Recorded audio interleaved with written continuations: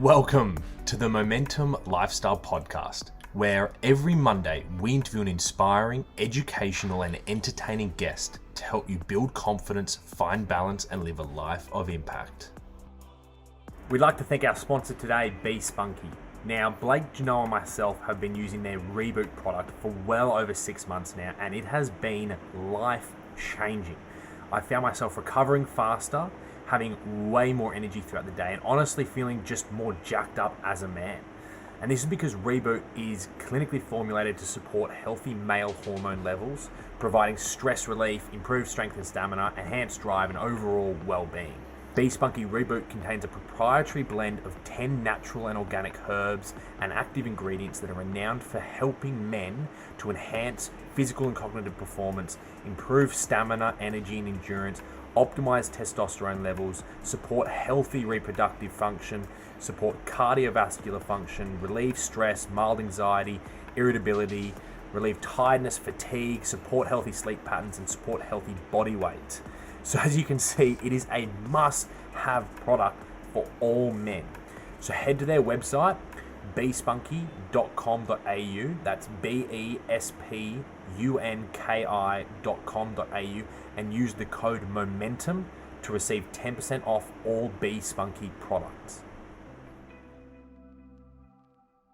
Big Mike, how are you, brother? What's going on? I'm well, man. Can't complain. How about yourself? Mate, I'm very well.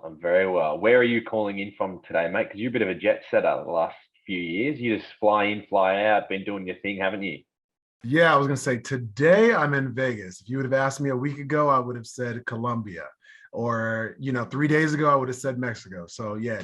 Today I'm in Las Vegas. You're in Las Vegas, man. Nice. Good place to be at the moment. Yeah. I mean, there's lots happening. Today I'm headed to the Latin Grammy Awards. So that's Vegas for you randomly. Latin Grammy Awards, as in the music genre, like the Latin music genre. Yep, the Latin music genre, J Balvin, reggaeton, all that and more. Yeah. Nice, man. So you're a big fan of the Latin genre? I am living in Colombia. There's no other option. That's true. Yeah, I remember it must have been 3 or 4 years ago when I was in Colombia with you, and man, you were tearing up the dance floor. You had some moves, bro. You were killing it. Live and learn. Mate, thank you for jumping on with us. We're pumped to talk all things crypto with you, man. It's something that has been on my radar. It's funny, I try not to think about it too much because it's been on my radar for like 5 or 6 years. And when I first heard about it back in like 2016, I was personally trading in the foreign exchange market. It would have been maybe a year or so before I met you. And people were talking about Bitcoin, and I was like, I'm just starting out learning Forex. I don't need to learn what crypto is now, right? And geez, I wish I did learn what it was back then, tell you what. But it just seems to keep getting more and more popular. I know in 2018 when Bitcoin did its first like massive moves up to maybe like 30,000 and then did a massive dip again, everyone was kind of like, oh, well, that was the run it had, and it's done, and that was the bubble burst, and now I think it's sitting somewhere around 60,000 US, so even double what it was 3 years ago. So, mate, first of all, do you want to just give a bit of a background for our listeners, just on how you got into the space of trading? Because obviously I know your backstory pretty well, but would just love to hear that again, how you got into trading, and then trading crypto and into that space.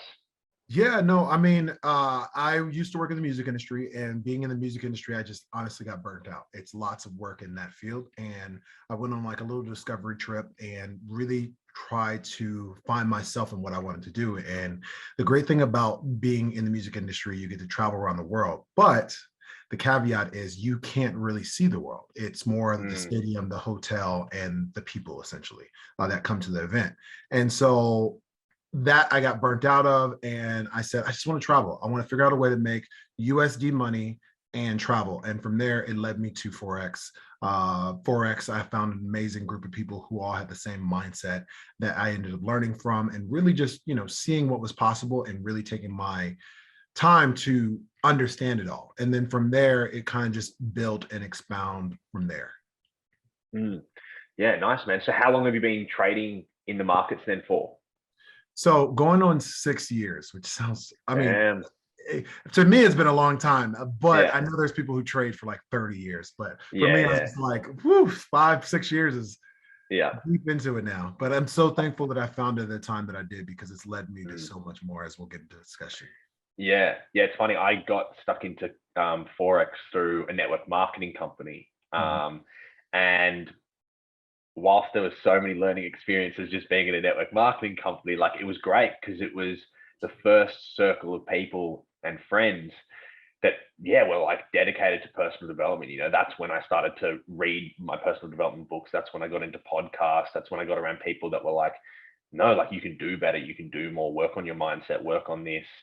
And it was really awesome just for my personal growth. You know, obviously I'm not trading in that MLM company anymore or doing any sort of trading in the Forex markets, but I did for, you know, close to 2 years, traded with you and Talento and Peter for a while there as well, back when in your Legion. Legion FX. Yeah. Yeah, Yeah, yeah. Legion FX, that's right. Yeah. Throwback. Yeah, massive throwback, right? So yeah, it was great to be around those kind of people, and that really started my journey to where I am today, where now obviously I'm working, you know, alongside Janelle and Blake with Momentum. I've got my own stuff going on, but it really was that catalyst of just being in a network marketing company, as funny as that is to say, and to work on myself, and then meeting you through that, and jumping across and trading with you guys for 6 to 8 months. Man, it was awesome, right? It was great. So Great times. Great times. yeah. So how have you seen the rise of crypto? When did it get onto your radar? And when, I mean, did you know that it was going to kind of turn into what it has today? Or were you kind of like, oh, I'll just pay attention to this because I'm in investing, and you Yeah. know, I'll pay attention to it, and it's taken you by surprise? So it's taken, I did, I mean, multiple sides from it, right? So I did expect for this to get big, right? However, how fast it's all happening, you blink, you could miss it, right? Meaning Mm, there's news popping up every single day, every single moment about something, new coin, new NFT project, new crypto, new high, you know, all these different things. So yeah, like honestly, I just didn't expect for it to happen this fast. mm, And I, remember saying, hey, I expect this is when Bitcoin was like, I think it went up to 20K, came down to like, I don't know, below 10K. And I said, I still believe that crypto or Bitcoin will go well past 50K. Or I mm, said 50 at the time. I was like, let's say 50. But in my totality, in my heart, I believe Bitcoin will go 100 plus, right? But at that time, I remember getting laughed at. And mm. essentially like, bro, like this is just, get in what you can, make as much Yeah, as you can, and then run with it, yeah, and be done, cash out. And that yeah. was the mindset that a lot of people around me, because it was in its infancy, had. They Mm, had seen um so many different highs of like saying, hey, I bought in when it was 3,500 and then it went to 13,000 and I cashed out and made a bunch of money, right? mm, Like you just said, though, here we are at 60, this high was 68 just recently. So yeah, 69. So, here we yeah. go. So what is cryptocurrency right now? And then I guess what is its potential? Because from my understanding, that it's a currency, so cryptocurrency. There are different coins, are different currencies, but no one, or there's very few people really treating it like a currency. If you know what I mean, it's more for me and looking from the outside world in, and I've just started to get into crypto at the moment in terms of investing myself. You know, again, like similar to what you said, I'm buying to hold on to these things. Yeah, Mhm. I'm not really buying it so that I can then go and purchase a Tesla for a Bitcoin in a year's time, right? I'll plan to hold on. So Say that now.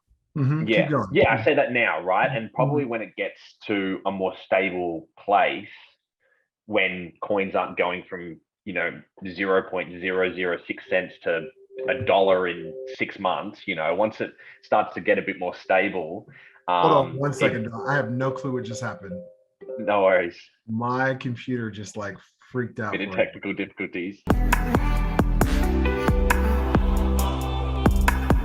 Okay. All right. So I'm with you. I So got so yeah, so what is crypto? So just to, yeah, I guess let's start really base. What is cryptocurrency? And maybe we even start just with what is Bitcoin, and then we can kind of go into what some other bigger coins are doing. But what is it essentially? So, I mean, we could talk about crypto in its whole totality, right? So crypto is basically just an online digital currency in its most simplistic form. It's a peer-to-peer network of sharing money, essentially exchanging money. So you could see that in, for instance, Tesla just started accepting payments from Bitcoin, right? And you could buy a Tesla for a Bitcoin, for Bitcoins. I don't know how much it is, but it depends on the Tesla. But yeah. And that's a form of currency. And that's just speaking about Bitcoin itself. Now, there are a lot of people who are holding it, like myself and yourself, that are hoping for money to transact. But now there's so many different things, for money to rise, essentially, money to grow. But essentially now there's so many different things that will prevent, I think, not prevent, that's not the word I want to use, but basically will encourage people to spend and it actually work as an exchange, right? Meaning here we have staking, which is on loan value now. I don't know if you know what that is, but basically that's just loaning out money. So I can, just like Forex, like we go back to Forex, right? Just like Forex and your bank basically trades Forex, and your money that's sitting in the bank, they pay you 0.0001% interest every single year, while they're making 30% off of your money that you're investing in the bank, right? So essentially it's the same concept. Staking is the same exact concept. You basically go to the quote unquote bank, which is the exchange, and say, hey, I'm willing to give you my money, right? But in exchange, instead of getting a 0.0001% of interest, I want to have a 0.8 or 8% or 12%. I don't know what the current rates are at the moment, but they give you a return back of a interest rate per month. Actually, that's pretty great. So this way it allows itself to take a form of its own, if that makes sense. Like where, hey, we have staking now, where it's quote unquote, loaning out your Bitcoin. And that's peer-to-peer loans? No, so this specific one is right now, which future we'll be able to do peer-to-peer loans. But at the moment, we're doing it with the exchanges. The exchanges are trading your money to hopefully make more money. And those are like CoinSpot, those are the online exchanges which you can purchase and sell the cryptocurrencies on. That's essentially, they're the exchanges, correct? Correct. Like a crypto.com, just to make it easy. Crypto.com. They'll stake you out. Cool. Exactly. But I mean, in general, like we'll start seeing so much more of stuff like this between staking, between NFTs would be a great example of this, where people are now buying digital art pieces for the metaverse, right? If I want to have an amazing house set up in the metaverse, maybe I need to fill it up with art. Maybe I need a metaverse character. There's my NFT. And that would be the NFT that you'd purchase, right? And we'll get, I think we'll get into NFTs too in a second. I don't want to confuse too many people and jump all around staking, crypto, NFTs, all these words. So cryptocurrency in its essence is a form of digital currency that removes the middleman, which is the bank, right? Correct. And we can use these cryptocurrencies right now in a very limited way for purchasing things, but the idea is that more and more countries, more and more companies will be like, we accept digital currencies as a form of payment now.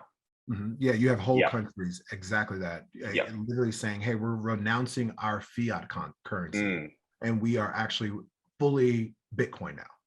So is that the end goal that you see happening in 10, 20 years time, where a lot of the fiat currencies are no longer really in circulation and it is all like on crypto? Or I mean, how do you see the world developing?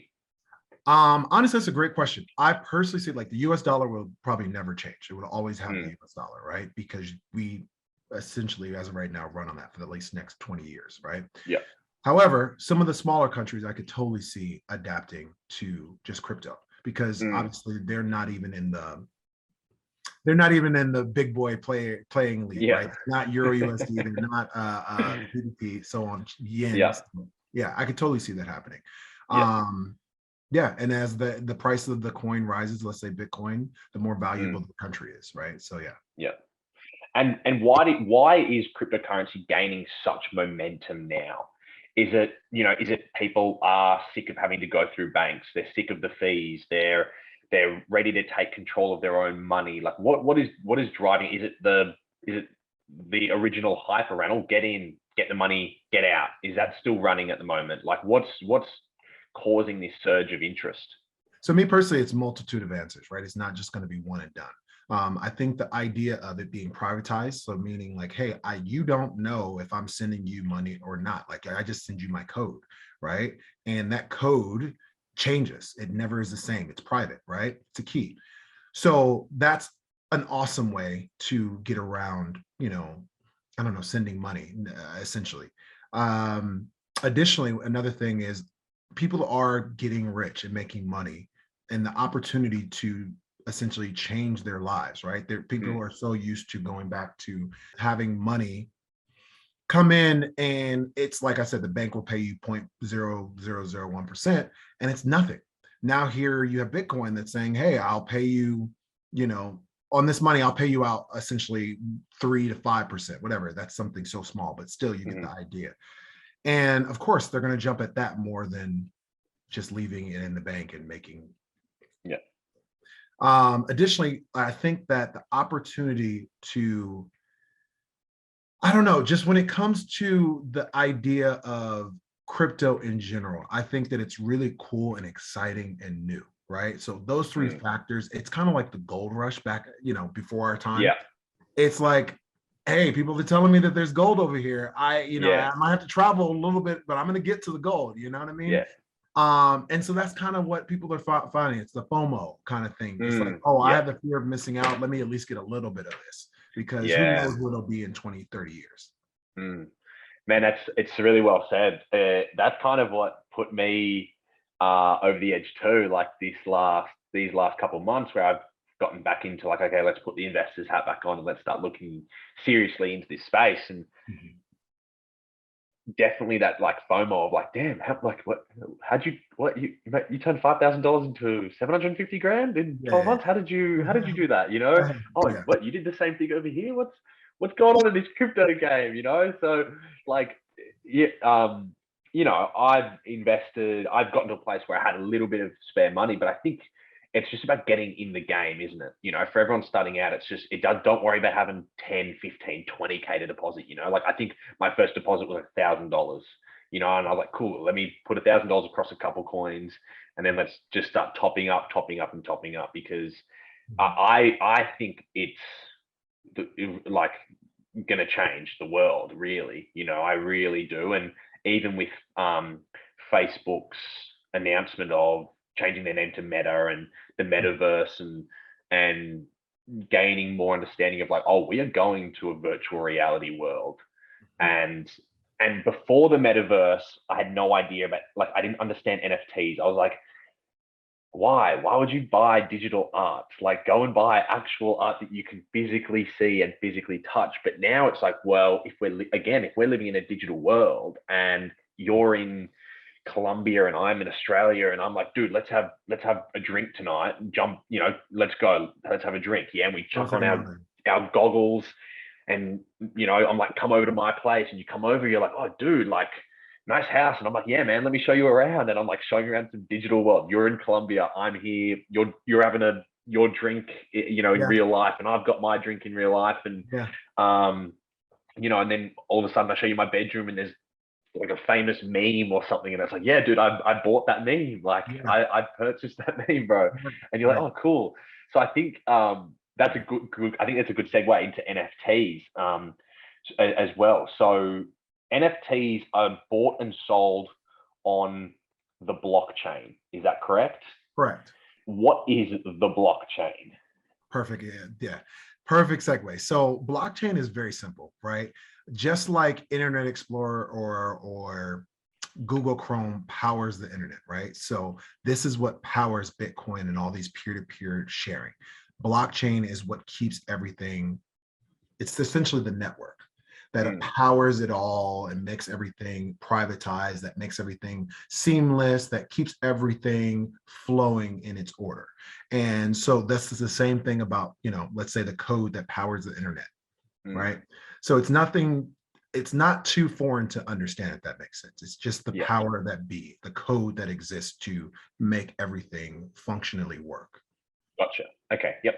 That makes sense. So it is the code that's online that is the platform of crypto, NFTs, just that digital world, and will eventually go into the metaverse. Like the blockchain will be built into that coding or into the foundation of the metaverse as well, correct? The blockchain is the code that will build the metaverse. Exactly. Yes, cool. And it also keeps track of all the transactions. Exactly. Right? Like that's where the transactions, it's like a ledger as well, right? Exactly. Cool. Okay, gotcha, cool. So we've got crypto, which is just online currencies. We've got the blockchain, which is the code that sets everything up. NFTs, so non-fungible tokens. What are NFTs? So I hate that when people say, NFTs, what is it? Non-fungible token. Yeah, that makes so much sense, right? Yeah, right. Like, thanks, that cleared it up. Yeah, exactly. Yeah. So yes, that's the acronym. Yeah. I love messing with people, but essentially, what NFTs are: irreplaceable, verifiable pieces of art files. Essentially, let's call it files. Now, before I always say, here's a concept, right? Develop this concept, you'll get a better understanding, which is basically it's, let's say, a digital trading card, but let's say it's a Babe Ruth card from like 1956, 1979, right? It's signed by Babe Ruth himself. Now, obviously, his signature is his signature. That card is that card, right? Meaning it's one of maybe 100, but essentially, because he signed it, it makes it that much more unique, right? And so if you were to go to change that card for anything else, you're not going to have that card anymore. It's gone, right? Meaning like, oh, I sold it and made 100K or whatever the case may be. All right, but you don't have that card anymore. There is no way to get that card again unless you pay for it. Okay, and so that's the same thing with an NFT. An NFT is a now digital card or a digital audio or a digital GIF or whatever it is, digital photo, that allows you to verify and make it irreplaceable because it's one of one. So essentially, whenever you think non-fungible token, think irreplaceable, verifiable, think authentic. Okay, and you can now go and make money with these things. You can now make money with, when I say these things, these files, these music files, these art images, etc. You can now make money with them because they're valuable. Anything supply and demand, simple economics, anything that's lacking, you can now make more of. You can now make more money from it. So the digital world for me seems strange, and again, with the metaverse coming in, it does make more sense to me. And I think most people, when they think about owning digital art or owning these unique one-of-one things, so when you purchase an NFT, you get that, and it's like, this is yours, and you've got the signature, and it verifies that this is like your owned NFT, right? For me, it's funny because I can still go on my phone and take a screenshot of your NFT. Now, I don't own it, obviously. Like, I can't then go and sell a screenshot because it's not, it's not worth anything, right? But it's using your card analogy, if I have a physical copy of the card, that's it. Like, I've got this physical copy. You can't screenshot this. I've got it. Whereas when it's online, you can like screenshot. Do you know what I'm getting at? It's kind of, So it's still a here's the bizarre. thing. Monet, or let's say any painting that's existing in a museum. 9 times out of 10, there's a rumor that says 9 times out of 10, the painting that's on the wall is not the actual painting, right? It's copied. And this is the closest version or remake of it, so that gives you the experience, but it's not the actual version, okay? So this is the same concept. It's basically saying, hey, these are all, what's the chick who sits in the wall looking like this? I don't know, sits. The Mona Lisa? Mona Lisa, right. Yeah. People have that in their house. there's only one, or there's only maybe two. I don't know what it is, but there's maybe only two originals, right? And how do people get in their house? They photocopied it. So same thing, same exact concept. And they're actually paying for it to put it in their house. Yeah. That's a good analogy. I like that. Yeah. What will be the space right now? So do you own an NFT or any NFTs right now yourself? No. So what I do, I indirectly own NFTs. So what I do is work with creators. I have a company called Platform, and Platform basically works with creators to create and mint and distribute their NFTs to the audience. Okay. So I work with influencers who have a large celebrities, brands that have a large following that are looking to get into the NFT space, don't really know how or where to start, or maybe it's too much work. We do all the work and we provide them with their NFTs, and then they go out and promote it. Okay, cool. And so right now, as it stands, what if I went and bought an NFT? What would I do with it? So does that make sense? You know, if I go and buy the Mona Lisa, I can go and hang that on my wall in my house. What would I do with an NFT? So there's a lot. You can still put it on your wall. So there's actually digital frames that exist. You upload it through a nano ledger. Basically, it's a wallet, right? That your digital artwork exists. And you can, just like a thumb drive, it's literally just a thumb drive. You plug in your thumb drive into the frame, and now your NFT can exist on your wall in your house. So I would have a small frame with a thumb drive on my wall. So you have a frame, right? And that basically, with the frame, it has a little port, and you literally plug the thumb drive in, and it digitally transfers over your NFT. You can take the thumb drive out, and it can still exist there. Okay. And then I would need some form of digital eyewear to view that NFT. No, it's literally just like looking at a TV screen. Oh, okay. Gotcha. Okay, that makes sense. That makes a lot more sense. Cool. Okay. Yeah, because I was watching. Okay.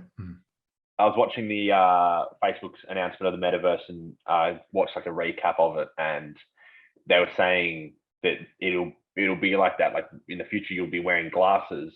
And I think they've already done this with Ray-Ban. They had a Ray-Ban team up, I think, Facebook, and it'll be like a QR code will be on a wall, and you'll, like, with your glasses on, like, look at it and go, oh, what's that? And click on it, and then like a 3D digital art will like come off the wall. And I was like, damn, that's pretty cool too. So the cool thing about it is, as of right now, we're in the space of, hey, let's create things for the physical world, right? Because the metaverse doesn't really exist yet. It's existing, but it's not fully where it's at. So right now there's wearable NFT work. So basically, I don't know if you guys saw this. Who was it? It's Halliburton. It's an NBA player. Tyrese Halliburton is his name. He basically bought a Bored Ape, and he had somebody create his Bored Ape, his exact Bored Ape that he bought from the NFT world. He put it on a shoe. And so now he wore it in the game, and that's wearable content. You can always put your Bored Ape on your shirt. You can always put it in your profile picture on Instagram. It's letting everybody know, like, yes, I'm an NFT. Yes, I own this NFT. Yes, I'm the cool guy. And I can now put it in commercials. I can put it in music videos. Post Malone just put it in his music video. It's all these cool things that you can do with it in the physical realm, until we get to the future where you can go into the metaverse and see their gallery. Okay, so I purchased so I was reading about Bored Apes just the other day, right? So for those listening, Bored Ape, or you explain, you'll definitely be able to explain what is Bored Ape. It's an NFT collection of different monkeys, right? Or different apes. Correct. Different apes. And then they have a utility, and basically it's a club, and that's the full name. It's Bored Ape Yacht Club. And they have a club that says, hey, if you own a Bored Ape, you can come to our exclusive parties on yachts and mansions. And some of the party holder or party guests are I'm now gone blank. Post Malone. Why am I forgetting his name? Stephen Curry. There's a whole bunch of celebrities, Leonardo DiCaprio, so on and so on. So imagine owning a Bored Ape and now having an exclusive invite to hang out with like the who's who guest list of the industry. Jimmy Fallon. Yeah, exactly.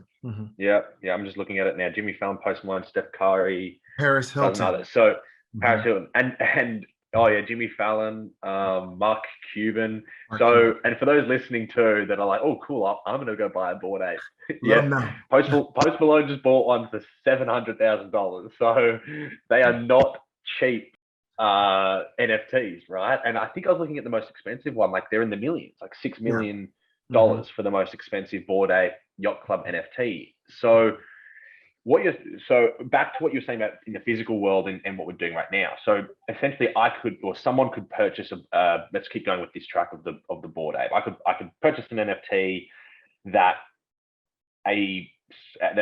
Coca-Cola reaches out to me and says, hey, we really like the NFT you just bought. Can we pay you $1 million and we're going to put it in an ad, and that ad's going to run worldwide for the next 3 months? Right? Yeah, Is that what you're getting at? That's one way that someone who owns an NFT could make more money, correct? Correct. Is by renting it out.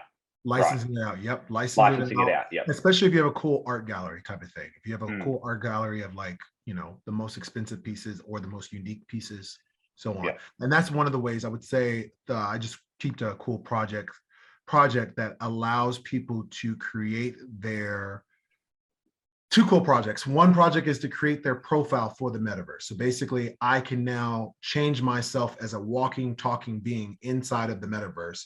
And it's my created version of me, right? And so I thought that was really cool and unique, because once we get to the metaverse, you don't want to be like this,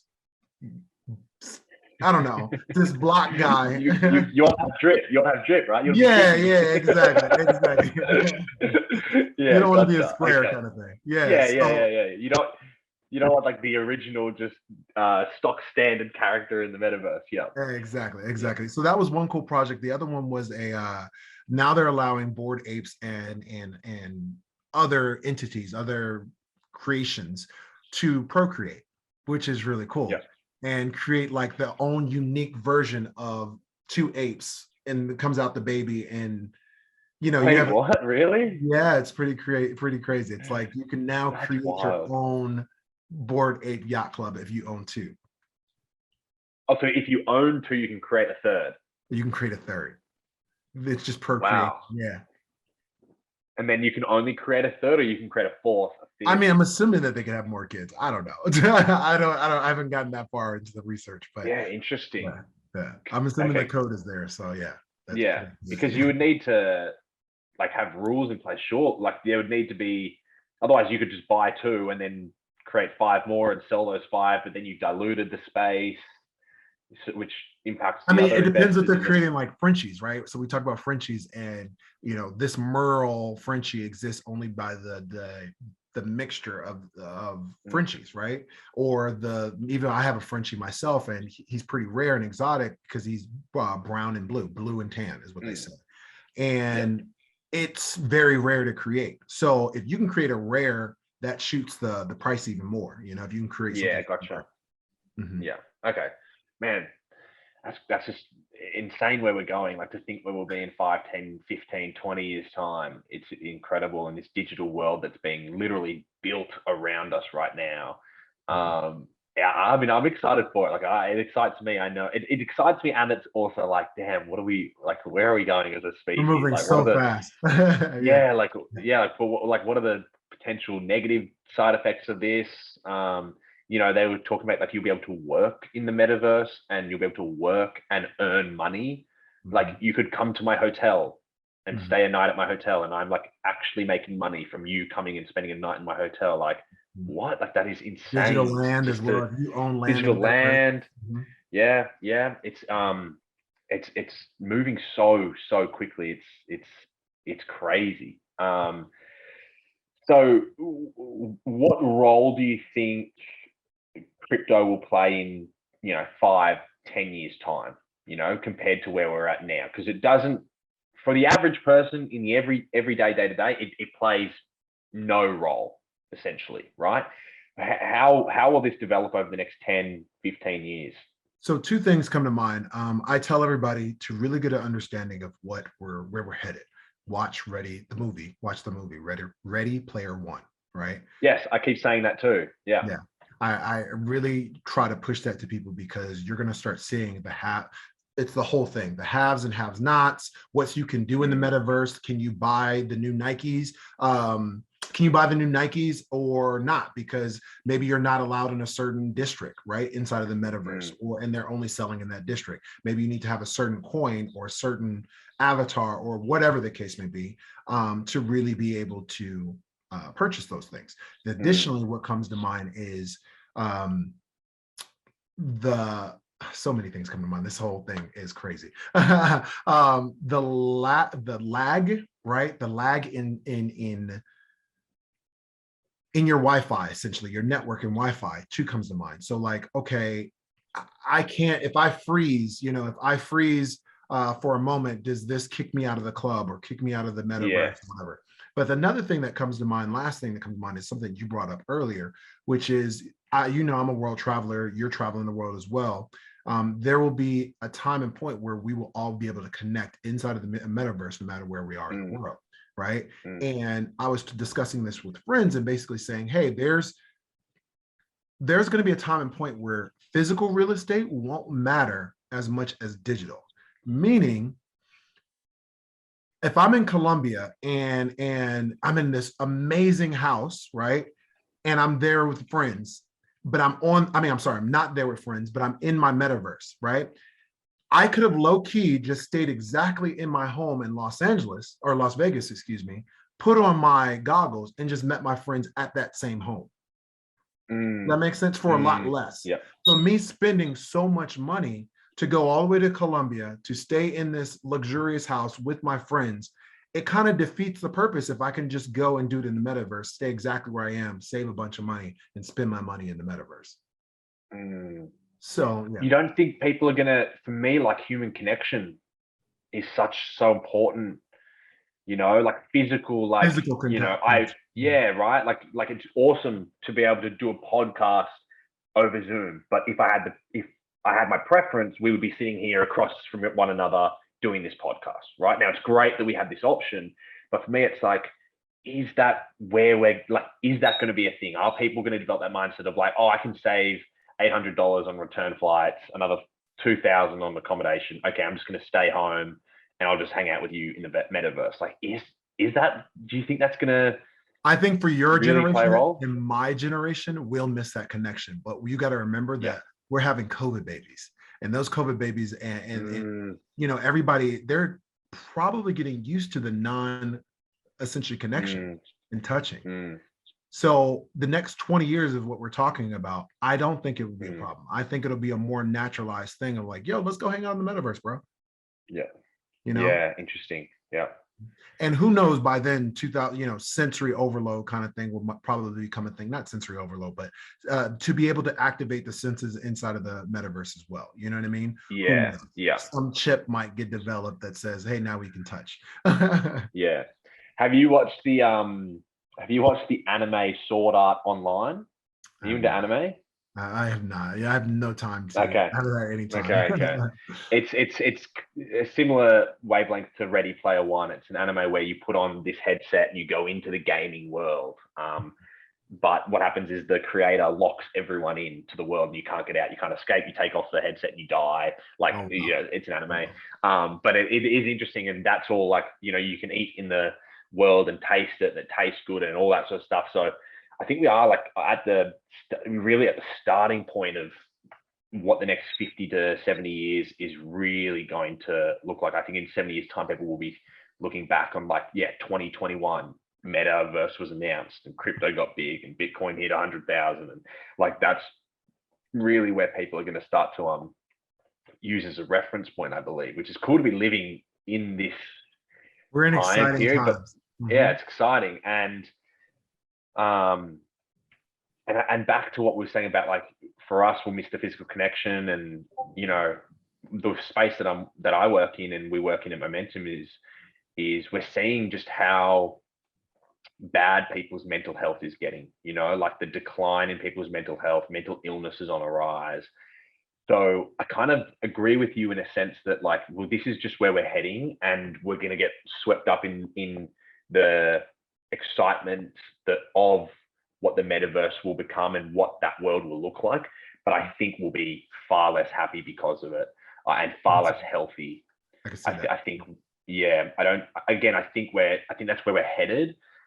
And humans are really dumb because we don't do what's best for us, right? Like we know that we should be sleeping 9 hours, but we go to bed at 2 a.m. and wake up at 6 a.m. for work. Like we know that we need to be eating our veggies, but you know what? I'll just order McDonald's instead. Like we know all these things, but we don't do them. And I feel like you look at the data over the last 2 years and people's mental health through being so isolated has declined so much. Yeah. But there's still companies that are like, cool, we're going to stick with this remote working, and some people are going to be like, awesome, I can remote work and I can travel, I can do my thing, and people will be happy because of that.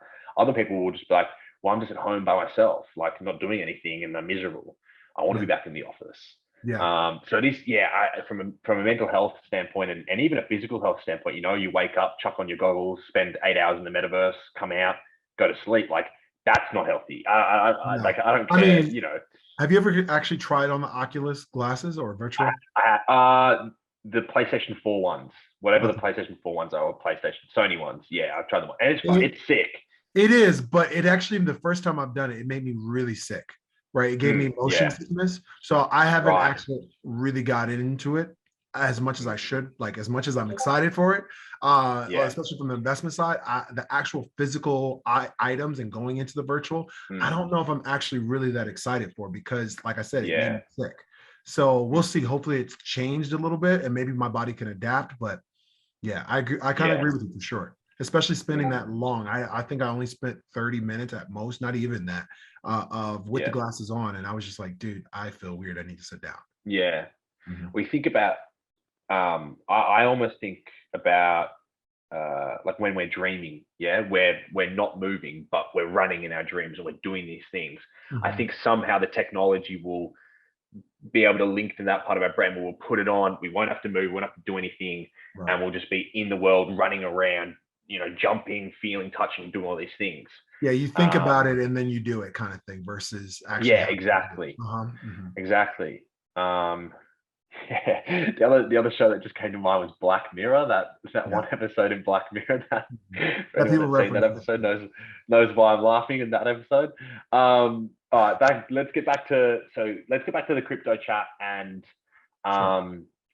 what the beginner investment should be aware of. Maybe what are the red flags, or for anyone starting out investing, what should they be looking for to do? What are some just simple tips and tricks that you've got for those trying to start out? And I know you run, I've lost a little bit of touch on the specifics of what you do, but I know you run a company where you educate people in the foreign exchange markets, but also the cryptocurrency markets. Is that right? Correct. That is correct. So basically, I own an education platform that allows people to get the start, get the insight. And so this is like a great question that you've asked, because what I recommend people is 3 things. 1, do your research, right? Just don't hop in blind. I know there's so many Google gurus or TikTok gurus or Instagram gurus. Do your research for the most part. Like look at what people are saying, and go to the actual web pages of those coins or pairs or wherever you're looking at, right? And besides doing your research, avoid the highs. People have this thing of FOMO. It exists, the fear of missing out. And a coin will go hit its high, and then all of a sudden, included in news will say, Bitcoin hit an all new high, get in, buy. That is not the time to buy. As it hit the high, know that just like anything needs to bounce back. What goes up must come down, what goes down must go up. So when it goes down is when it actually is the better time to buy versus at the all-time high. But the news will obviously, and like anything, when Bitcoin went down to 3,800 right after its huge spike up to 2021, the news went ghost on Bitcoin. The news said, well, now is not the time to buy. Have fear. Don't be. But really, the intelligent investor is buying at these lower levels, right?